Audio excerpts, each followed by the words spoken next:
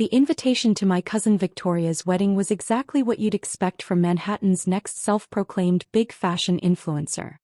A handcrafted silk envelope.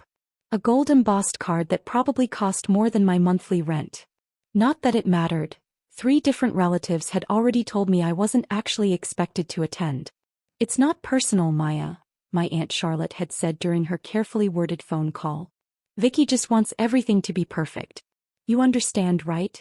What she meant was, my sensible shoes and unfashionable job as a small-time seamstress didn't fit her daughter's carefully curated aesthetic. The fact that I'd been designing and sewing clothes since we were children, that I'd helped Vicki create her first fashion blog, that I'd spent countless hours teaching her about fabric and fit. None of that mattered now, not when she had 500,000 Instagram followers and a wedding budget bigger than most people's annual salary.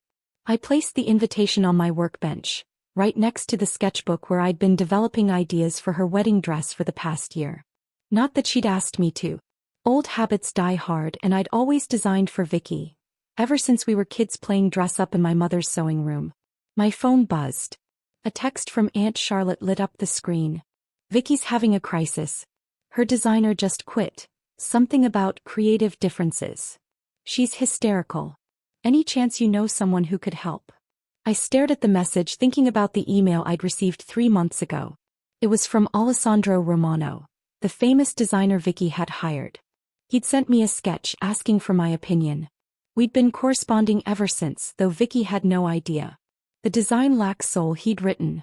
"Your cousin demands luxury, but cannot define it beyond labels and price tags. You understand construction. The poetry of fabric.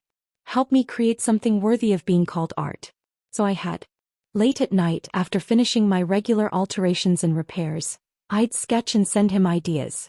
He would refine them, add his signature flourishes, and send them back. Together we created something beautiful, a gown that honored both high fashion and true craftsmanship. But last week something changed. "Your cousin demands changes that will destroy the integrity of the design," he wrote. "She wants to add elements from various celebrity gowns, a mishmash of stolen ideas. I cannot do it." I'd tried to mediate, but Vicki had always been stubborn, especially when she thought her social media reputation was at stake. Now I faced a choice. Recommend another designer who would give her exactly what she wanted. A soulless Frankenstein of borrowed ideas. I picked up my phone and called. "Ah, my secret collaborator," Alessandro answered. "I assume you've heard that I quit?" "Yes," I said. "My aunt just texted me. This wedding has become a circus. All show, no substance. Like trying to create art with emojis." I took a breath. What if we showed her our original designs? The ones we developed together. Silence crackled over the line. "Then you reveal your involvement, risk your cousin's anger," he said. Maybe it's time she remembered who taught her to appreciate real design, before the fame, before the borrowed aesthetics. He paused. "The sketches we created are superior to anything she's proposed. But she would have to admit that her plain cousin has talent she's never acknowledged." "Sometimes," I said, "people need to face uncomfortable truths." He chuckled. "You are fiercer than your cousin knows. Very well, I will return. But only if we do this together. Tomorrow you will come to the consultation." My hands trembled slightly as I agreed.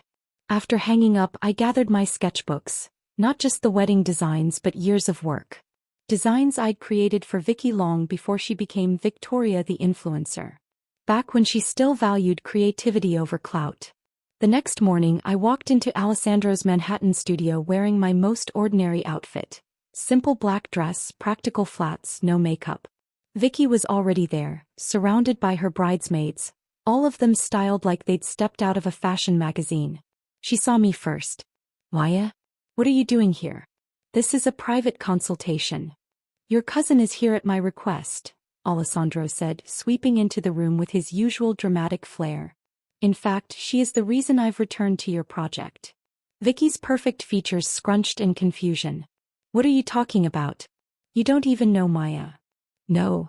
He pulled out a folder. "Then how do you explain these?" One by one he laid out our sketches. Months of collaboration in flowing lines and detailed notes.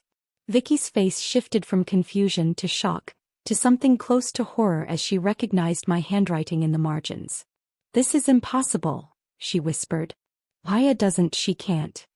"Cannot what?" Alessandro's tone sharpened. "Cannot design? Cannot understand haute couture? Look at these sketches, Victoria. Look at the innovation, the understanding of fabric, the balance of traditional technique with modern aesthetics. This is what real design looks like." Her hands shook as she picked up one of the sketches. My favorite. "But, you're just a seamstress," she said to me. "You fix hems and mend tiers." "I learned to sew before I learned to draw," I said quietly. "Because I believe you have to understand how things are made before you can design them properly. Something you used to believe too, before Instagram metrics became more important than genuine creativity."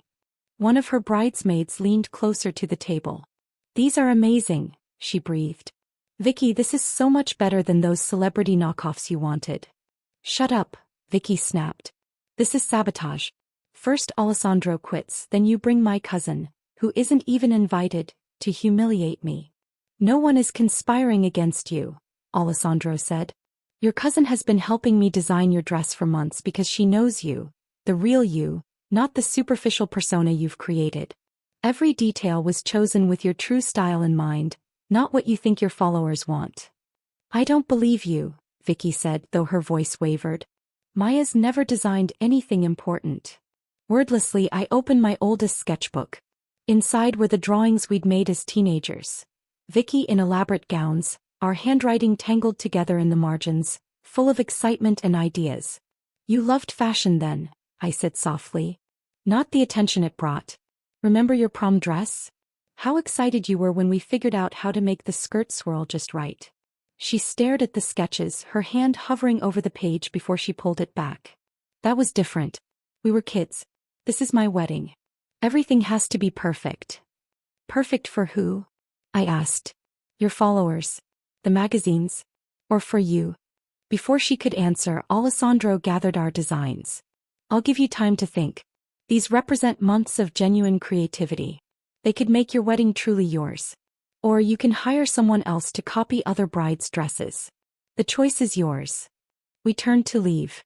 "Wait," Vicki called. "The blue dress, the one with the cascading panels. Can I see it again?" I hid my smile. It was the design I'd known she would choose, the one we'd dreamed up together years ago. What happened next would change more than the wedding. It would change our entire family dynamic. Because Vicki wasn't the only one about to face uncomfortable truths about talent, authenticity, and the real meaning of success. When she and her entourage left, Alessandro's studio felt still. I sat at his work table, surrounded by our sketches, waiting for what I knew was coming. Right on cue, my phone buzzed. "Aunt Charlotte, how could you ambush Vicki like this? You know how stressed she is." "Mom, your aunt is hysterical. What happened?" "3 different cousins. Did you really design Vicki's dress?" But it was the last message that made my hands shake. Grandma Rose, the family matriarch who first taught me to sew. "It's time, dear. Bring Alessandro and your portfolios to my house tonight." "All of them?" I showed the text to Alessandro. "All of them?" he asked, raising an eyebrow. I nodded. "The bridal collection. The evening wear line. The ready-to-wear sketches." He smiled knowingly. "Ah, so I'm not the only one who's been keeping secrets." I'd never told anyone about the collections I'd been quietly creating over the years, designs far beyond alterations and repairs. They filled dozens of sketchbooks in my tiny apartment. "Tonight could change everything," I said quietly. "Or," he prompted, "or, it could confirm what Vicki and everyone else believes, that I'm just a small-time seamstress who got lucky helping a real designer." He snorted. "We'll see about that. False modesty does not suit you, my dear. Bring your work. Let them see what real talent looks like." Grandma Rose's townhouse was packed when we arrived. Apparently, she'd summoned the entire family for this showdown. Vicki sat beside Aunt Charlotte, both looking like they'd rather be anywhere else. Mom stood by the fireplace, worried but supportive as always. Various aunts, uncles, and cousins filled the elegant living room, buzzing with curiosity. Finally, Grandma Rose rose from her chair. "Why, Alessandro, please, set up in the dining room. Everyone else, patience." The dining table was perfect for displaying portfolios. As I laid out my work, not just the wedding designs but years of collections, I heard gasps from the doorway. "These are all yours," Cousin Emma whispered. "But they're so professional." "Innovative," Alessandro supplied. "Worthy of Paris Fashion Week." Vicki pushed through the gathering crowd. "I don't understand. If you could design like this, why have you been working as a seamstress, fixing other people's clothes?" "Because," Grandma answered for me from her seat at the head of the table. She was learning. Really learning. Not just about fashion but about how clothes work on real bodies. How fabrics behave. What people actually need from their garments. She picked up one of my sketches. A convertible dress that could adapt to different body types. "This isn't just design, it's engineering. Understanding. Something no number of Instagram followers can teach you." "But," Aunt Charlotte started. "Enough." Grandma's voice cracked like a whip. "I've watched for years as this family dismissed Maya's talent because it didn't come with a fancy label. I've watched you all fawn over Victoria's social media success while ignoring the real artistry in your midst." He turned to Alessandro. "You saw it, didn't you? In those first sketches she sent you." He nodded. Raw talent, refined by years of practical experience. When Victoria hired me I was, how do you say, burned out. Tired of creating for celebrities who only want copies of other designs. Then I saw Maya's work, and I remembered why I love fashion. Grandma reached under the table and pulled out a heavy envelope. "Maya, do you know what this is?" I shook my head. "Your grandfather's final gift to you. He knew, we both knew, that you needed time to develop your skills away from family pressure. So he left you something in trust. A gift you'd only receive when you were ready." My hands trembled as I opened the envelope. Inside was a deed and several bank statements. "A small building in the garment district," Grandma explained. "And an account with enough capital to launch a fashion line. He bought the building 20 years ago. Back when you first started sketching instead of just sewing. He said someday you'd need a proper atelier." The room erupted into chaos. Aunt Charlotte was crying about fairness and family obligations. Cousins were flipping through my portfolio. Mom looked like she might faint. But I was watching Vicki. She stood silent, running her fingers over one of my evening wear sketches. "This one," she said finally. "I remember when you first drew something like it. We were 15 planning our futures. You said you'd design me a dress like this for my wedding someday. You remember that?" "I remember everything," I said. She swallowed hard. "I remember how patient you were, teaching me about fashion. How you never got angry when I took all the credit for our joint projects. How you supported my blog, even when I started pretending I'd learned everything from industry professionals instead of my cousin." She looked up, tears in her eyes. "I got so caught up in the influencer persona, in what my followers expected, that I forgot who I really am. Who we were together." "The blue dress," I said quietly. "The one you liked in Alessandro's studio. It's based on those old sketches we made together." "I know." She smiled sadly. "I recognized your layering technique. You always did love making fabric move like water."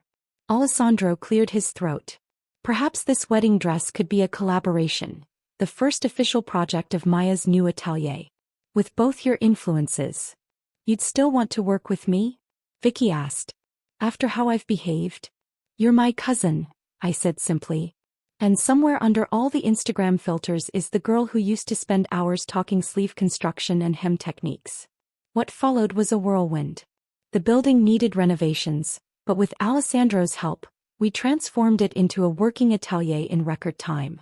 Vicki's wedding became our launch project, her massive social media following documenting every step and this time, giving full credit to both designers. The dress was everything we'd dreamed of. Classic yet innovative, traditional yet modern. When Vicki walked down the aisle, the gasps weren't just for her beauty, but for the artistry she wore. Maya Anderson Designs officially opened the week after the wedding. Our first collection, a collaboration between me, Alessandro, and yes, Vicki, sold out within hours. Turns out authentic talent combined with social media influence is a powerful combination. Yesterday, while unpacking boxes in my new office, I found an old photo. 2 young girls in badly sewn sundresses, playing fashion designer in a suburban sewing room. I framed it and placed it next to the magazine featuring our wedding dress design. Later, Vicki stopped by with coffee and sketches for our next collection. She spotted the photo and smiled. "We were pretty good together, weren't we?" she said. "We still are," I replied. "We just needed a reminder of what really matters, in fashion and in family." He grinned. "Think Grandma was right about needing time to learn properly?" "She usually is." I adjusted a line on her drawing showing how to make the draping work better. Because success isn't just about talent or fame. It's about understanding your craft, respecting the process, and staying true to your vision. And, Vicki added softly, remembering who helped you find that vision in the first place. The hum of the workroom filtered through my office door. Seamstresses teaching apprentices, designers collaborating, real fashion being created by people who understood both art and industry. Sometimes the most authentic path isn't the most glamorous one. Sometimes you have to step back to move forward. And sometimes the best revenge isn't proving people wrong. It's helping them remember who they really are. Our spring collection debuts next week. The invitation list includes every family member who ever dismissed my little sewing hobby. They'll sit in the front row watching as Maya Anderson Designs takes its place in the fashion world. Not bad for a plain seamstress from the suburbs. But the best part? Every garment tag bears a small embroidered rose, Grandma's signature flower. Because some legacies aren't about money, property, or social media fame. They're about honoring the people who taught you to create something real.